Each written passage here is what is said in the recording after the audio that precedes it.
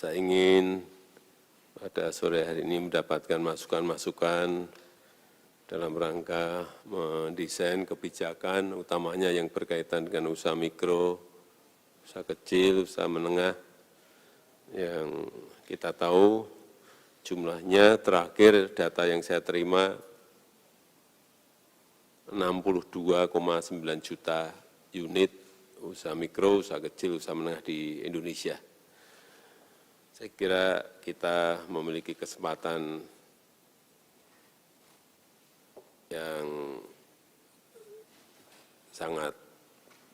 masih sangat longgar sekali di negara kita Indonesia untuk mengembangkan usaha-usaha yang ada, dan peluang seperti itu marilah kita gunakan sebaik-baiknya, baik di usaha jasa, usaha perdagangan, atau industri kecil, industri menengah yang saya sendiri mengalaminya betul-betul mulai dari nol, dan mungkin juga nanti tolong disampaikan apakah masih diperlukan fasilitas-fasilitas dari pemerintah, tetapi juga hati-hati, fasilitas-fasilitas yang terlalu banyak itu kadang-kadang justru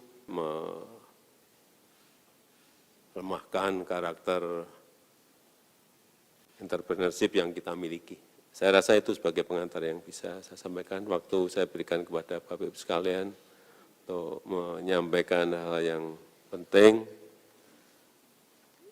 singkat, dan saya minta saya juga tidak ingin terlalu banyak sebenarnya masukannya, 1, 2, 3 cukup, tapi nanti bisa menetas gitu. Jadi kalau usulannya terlalu banyak nanti kita malah lupa. Silakan Bapak Ibu sekalian. Terima kasih.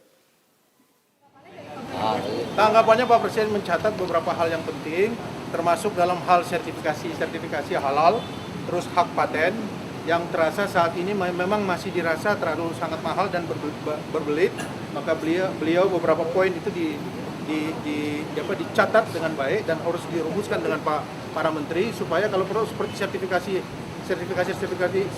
ini kalau perlu digratiskan, supaya memudahkan kos daripada usaha mikro kecil dan menengah. Ini terkait pajak, kami mohon supaya usaha mikro kecil mengikuti Cina di 2020 itu hingga 0%. Kalau yang 0,5 untuk yang sifatnya menengah. Tapi kalau untuk mikro dan kecil kita ikuti Cina 0%. Karena ini dari omset. Pajak ini 1%, yang semula 1% diturunkan oleh Bu Menteri Keuangan dan oleh pemerintah. 1% ini turun menjadi 0,5. Tapi kita minta tetap 0 untuk usaha mikro dan kecil. Karena ini pajaknya dari omset, bukan dari penjualan, bukan dari keuntungan. Jadi setelah ini Pak Presiden minta supaya dibahas kebijakan beberapa poin, dibahas pada menteri-menteri, dan setelah itu kami diundang lagi kembali sekitar 2 atau 3 bulan untuk melakukan review atau membahas kebijakan yang akan dikeluarkan.